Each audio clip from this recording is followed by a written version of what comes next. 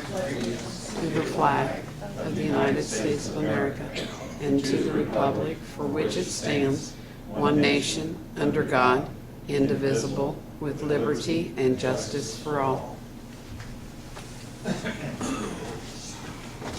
Today is Tuesday, September 27th, 2016. It's 6:30, and this is a special meeting of the Greensburg Water Board.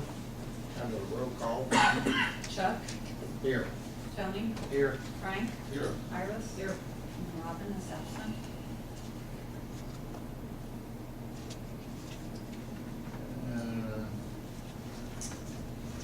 I guess we're here to discuss nothing but the rate study, right, Rick? Correct.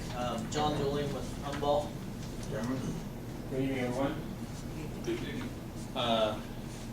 Just for the record, my name is John Julian. I'm with Umbaugh. We've had the pleasure of working with the city for quite some time on a number of different financial projects. And as you know, I'm here this evening to go through a recommendation that we've come up with based on a study we've done of the water utilities financial position. I have a report I'd like to hand out.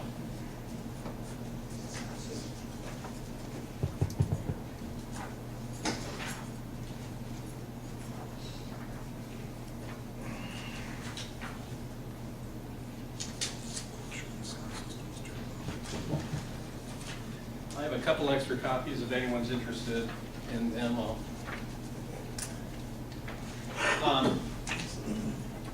Since it's been a while since I've been before this board regarding analysis of the water utility, let me just take a second and explain how Umbaugh approaches these type of studies.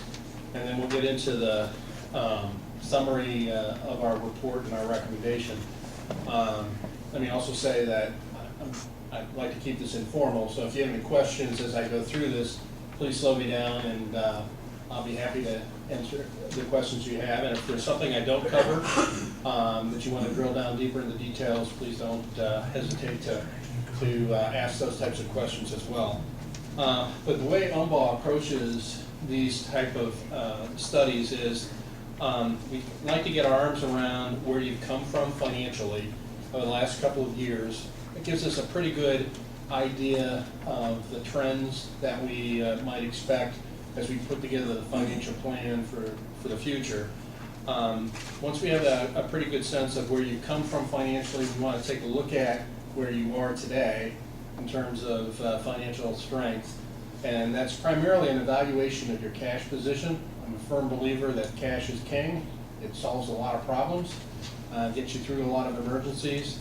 So we want to have a good idea of where that cash position is. And with that background information, then we start working on projection of what your financial needs are going forward and evaluate what those needs are versus what we can reasonably expect coming in from your current rates and charges.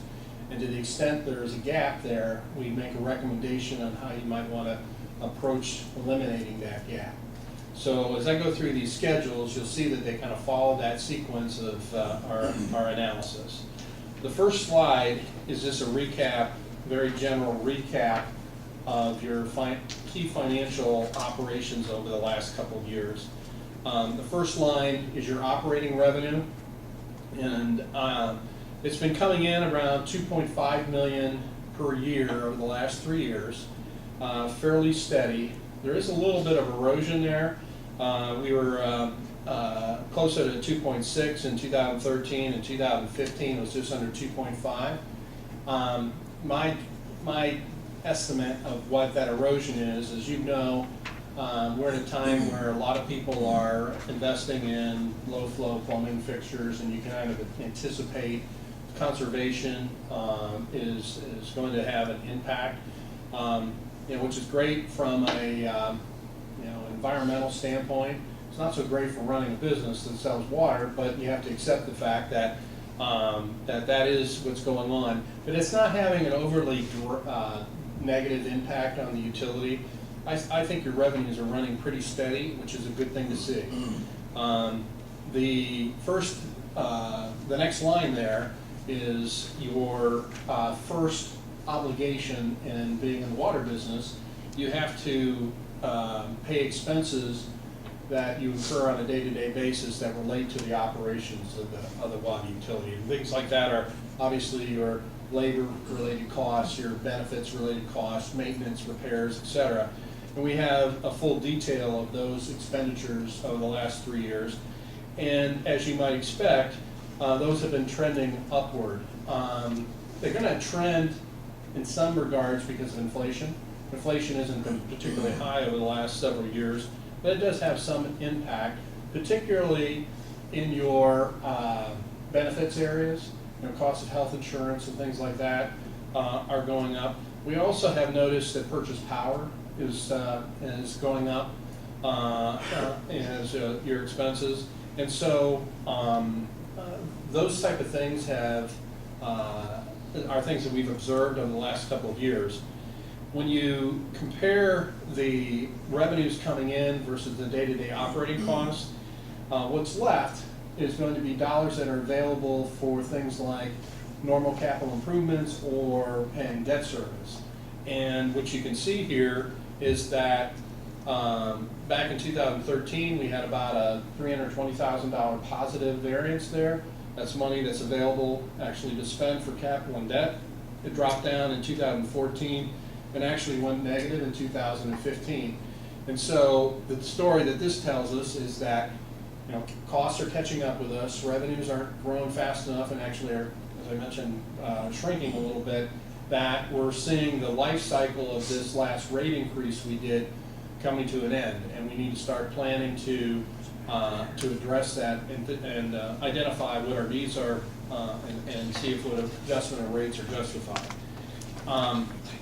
If you look at this change in net operating income and how that's trended downward, you might have a concern of, well, what has that done to our cash position?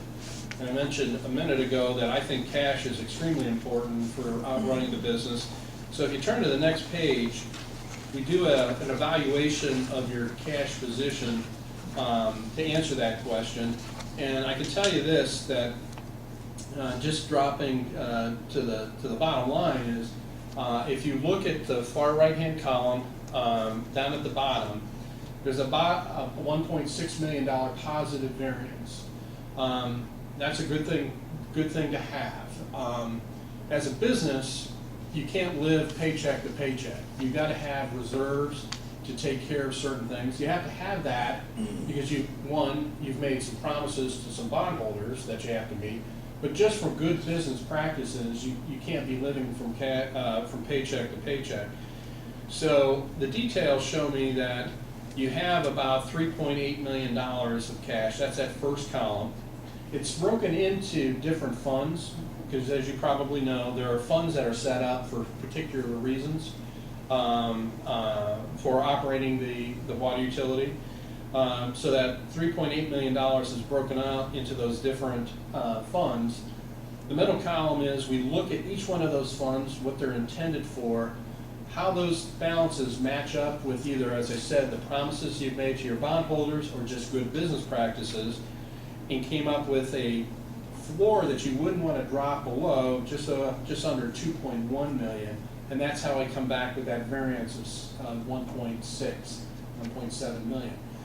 So we saw we've slid a little bit cash-wise over the last several years, but not to the extent that it's significantly hurt your cash position.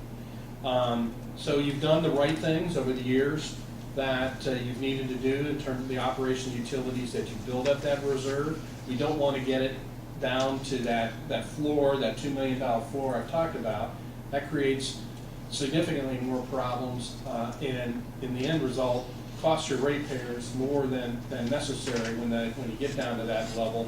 But you're not close to that, and that gives you a strong platform to work from in terms of planning out where you're going in the future. So let's talk about that. If you turn to the next page, it's the first slide it's a slide that deals with the first things we need to think about as we build the financial plan of what you need going forward with the water utility to keep in good sound financial shape and continue to deliver the service your customers have expected. And that's a evaluation of your day-to-day operating expenses. Going back to the first slide that we talked about, in 2015, your operating costs were just over $1.9 million. We've looked at all the individual accounts that make up that detail, and we've looked at some of those expenses, and some of them are going down, some were a little bit high that year, some of them are going up. But what we can tell you is, netting out the increases and the decreases, we would expect a normal year today to cost you about $22,000 more than it cost you in 2015. And so when we make our financial plan, we gotta plan for that additional $22,000. In addition, good business practices tell me that we don't want to just plan for this year, but we want to plan and an evaluation of rates that really is going to be meaningful for the next several years. So in addition to that $22,000, we think it's our recommendation, and we think it's a good business approach to build in about $59,000 in addition to that. So in the next couple of years, we don't have to worry about the impacts of inflation on top of these numbers. Excuse me. So the first step of the financial plan is to identify what we would recommend to you as a planning number for day-to-day operating expenses. And that number comes in at $2,043,000. Operating expenses are important, but they're not the only thing that we need to make sure that we can take care of, because they're not the only things that have an impact on the operations of the water utility. If you turn to the next page, we're looking at the next category of costs that we need to have a plan to fund. And as you know, you've got millions of dollars invested in the infrastructure that makes up the water utility. That's pieces of equipment that's critical for water to be pumped out of the ground, treated, and sent to your customers. And so for that to continue to happen at the level that your customers expect, we have to have money to replace critical pieces of equipment as it wears out. Your utilities do a very good job of planning for those sort of activities by identifying critical pieces of equipment that are reaching the end of their useful life, pieces of mains that are subject to replacement or due for replacement. And they do that on a rolling 5-year basis. And so what's been identified for the next 5 years, there's a schedule that details that, but you can see that what those numbers are for the next 5 years on a year-by-year basis, but they come in at just under $1.8 million. So on average, we need to have about $360,000 a year to take care of the funding of those critical replacements. And that's the second piece of the financial plan, identifying what we need for capital improvements. There's a little footnote down there that I want to mention, because I'm going to talk about this in terms of our recommendation in a second or two. You have, as you probably know, a need for a surface water plant, and the plans are that in the next few years that is going to have to be dealt with in some way. Those numbers obviously aren't in the 1.8 million, but I'm going to give you some suggestions about how we're going to deal with that in a couple of minutes. So just wanted to point out that the cost of that project won't be coming out of these annual replacement numbers.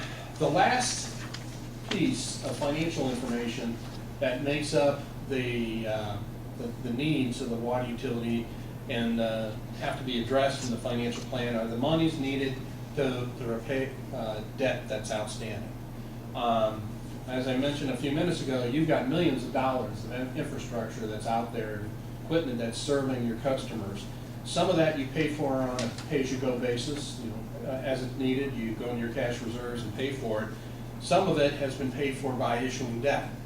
And those borrowings need to be paid off, just like you would a mortgage at home or a car payment at home.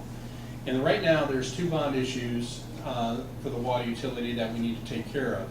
They're both sold in 2007, the last time you did your most significant capital improvement project. The payments are about $440,000 for one bond issue and about $524,000 for the other. The $524,000 that's noted as the 2007 B bonds, you have a TIF revenue stream that is actually paying for that debt. And so when that's taken into consideration, all we need to do in our financial plan is make sure that we have the $440,000 taken care of. And so the last piece of our financial puzzle is the $440,000 needed to pay off debt. So we put the 3 pieces together, and I'll do that in a second. You're going to see we need money for operating expenses, we need money to reinvest in the replacement of key pieces of equipment, and we need money to pay off our existing debt. So if you turn to page 7, you're going to see those numbers there, and let me walk through them. The first number is the day-to-day operating costs. That numbers should be familiar from a couple slides back. The next is the annual capital investments, a little under $360,000. Then we got debt service that I had in the previous page, $440,000. And then whenever you increase revenues, there's going to be an impact on taxes because you pay a tax to the state in proportion to the amount of revenues. So your taxes are going to go up a little bit if we have to increase rates, and we calculate that's about $3,000. So we add that all in. We would advise you for the next several years to expect to need about $2,845,000 a year to keep the water utility operating in good, sound financial shape, so you can continue to do what the water utility does, which delivers service to your customers. Right now, your revenues are generating from your current customers paying current rates about $2,575,000. So we have a gap between what we identified as your needs and what you have available from your current rates and charges. And that gap's about $270,000. So when we get to this next step, it's a step of how we're going to eliminate that gap. Turn to page 8, but let me remind what you probably know is that this city has had a fairly long-running practice, which I think is a pretty good practice, of whenever you have to adjust rates, you do it in increments. You don't try to eliminate the gap in one step. That's, I think, a good management decision to do that, to try to give your ratepayers time to adjust to the increase without hitting them all at once. And if you financially can afford to do that, then it's not only a good management decision, it's a good financial decision as well. And that opportunity is available to you. It's available to you because you've got good cash positions to work from. I mentioned a few minutes ago, you've done the right things, maintaining a good foundation, financial foundation to work from. And allows you to make the changes over a 3-step period, a 3-year period. And so this is our recommendation to eliminate that $270,000 gap. The first is effective in first part of 2017, a 3.9% across the board increase. Every customer would see a 3.9% increase in their bill. So every bill is going to be a little bit different. But the average residential bill right now is about $20.20. And so that 3.9% increase is going to add 80 cents to that average bill. Then in 2018, we would recommend an 8.4% increase. And that would add $1.75 to the average residential bill, taking the $21 that they would pay in 2017 up to $22.75. And then the last adjustment would take place in 2019. It's just under an 8% increase. The impact is at $1.75, so that would take the average bill up to $24.50. So those are the adjustments that will get you to the position that you need to meet to eliminate the $270,000 gap. Now, before we leave this this page and this recommendation, I want to talk a little bit about what I mentioned a few minutes ago, the new surface water plant. In the time frame that we anticipate going through preliminary approvals, design, permitting, bidding, you're in late 2018, 2019, going to be in a position to take on that project. It's going to be a multi-million-dollar project. Preliminary numbers we're working with are about $13.9 million. And so this is one of those that you're going to need to borrow money to actually complete. So what we anticipate, these rate increases to eliminate the $2.7 million won't be sufficient to do a $13 million project. I'm afraid I can't stretch it that far. But it will, in that time frame, 2019, in 2020 and 21, 22, we will probably be back advising you on another series of increases to position you to take care of that $13-14 million project. Based on the preliminary numbers, we think the increases are going to be in that same neighborhood as we're seeing now, $1.75 per month for the average residential. I hate to go too far in terms of promise. Well, I'm not going so far as the promises because we're talking about things that are going to happen 3 years out from where we are today, and I have a hard time telling you what's going to happen, tomorrow. But I feel comfortable, given the strength of your financial position, if you take these steps for the current rate adjustments, you're going to be able to take on that project in that time frame that we're talking about, with increases that are going to be very comparable to the types of increases we're seeing today. The last thing I want to say on the study is people oftentimes ask, now how do our rates compare to other communities that are close by or similar size and such? Bear in mind that each utility has its own challenges. Some utilities have done more in terms of investing and keeping their assets up to speed than others. Some utilities, some communities have industries like you do, others do not. Other factors play in. So it's hard to compare one community to the next. But what we can compare is what the average residential customer pays from community to community. And you'll find that on slide 9. Right now, your rates and our recommendation for changes of your rates are shown in the green bars. And with the first bar being your current, what you're currently paying now. So you're in the low end of this comparison here. And at the high end, you do see some communities that have different financial challenges than you do. And some of those, the high end can be twice as much as what you're paying today. If you go forward and adopt the rates that we're recommending, you're going to see that you're moving up the chain here to be about in the middle.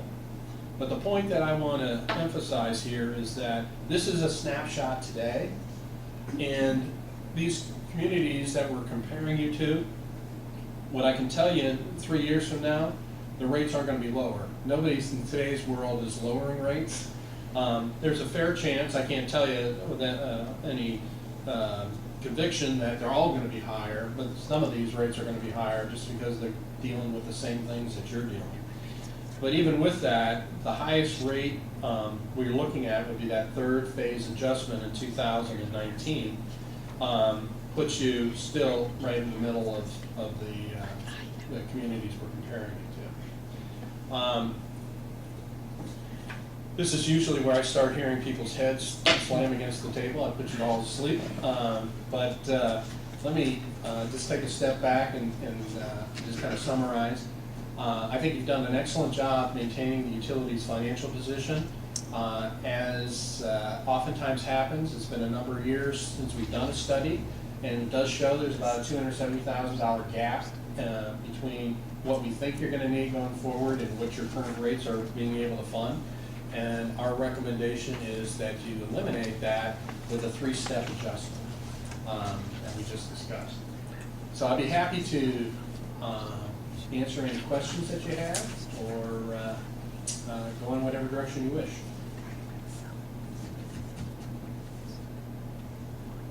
Do you think going with the current way we are doing it, which is slowly increasing now, is still better if this plant comes than get it ahead of time, wait until 2021 to I do. go on with that? I do. And I'll give you 2 quick reasons why I think that. One is the community has experienced that in the past, and I think it's been a good plan for you.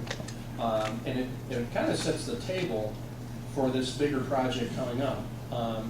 We will probably have, we have 3 adjustments in a row. There might be 1 year that we skip, and then we go into another 3. But it's something the community expects. And it really ties into what you've done in terms of maintaining good cash position. So it makes sense from a management standpoint and a financial standpoint.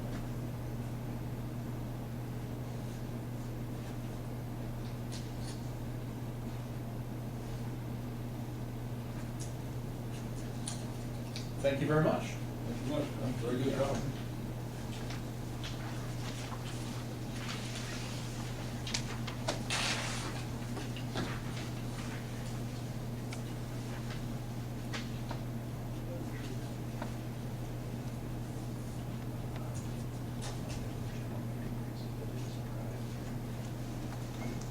Well, I don't know, or we take this under advisement, or do we vote on it tonight, Chris, or?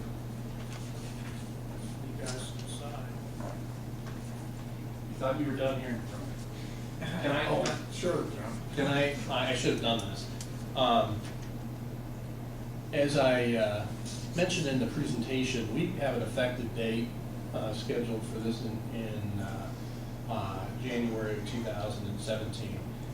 And for this to be effective, we need to get through, this is the first step, as you know. Council will need to take action. And there's a statutory process for the introduction of a rate ordinance, the conducting of a hearing, sending out notices, and actually having the hearing. Not to tell you that it can't be done if you don't take action this evening, but the timetable works best if you would be comfortable making a recommendation so that we can go to council next week and make this presentation to them. Thank you.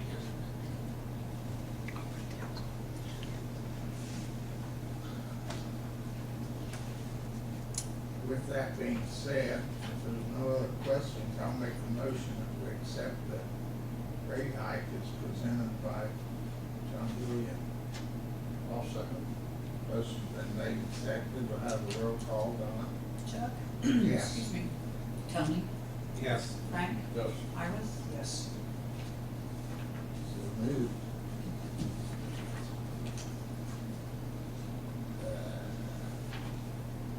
Anybody else have anything to bring before the board tonight? Mayor? Rick? Steve? Mayor? Very good. Nothing else to be said? Meeting's adjourned.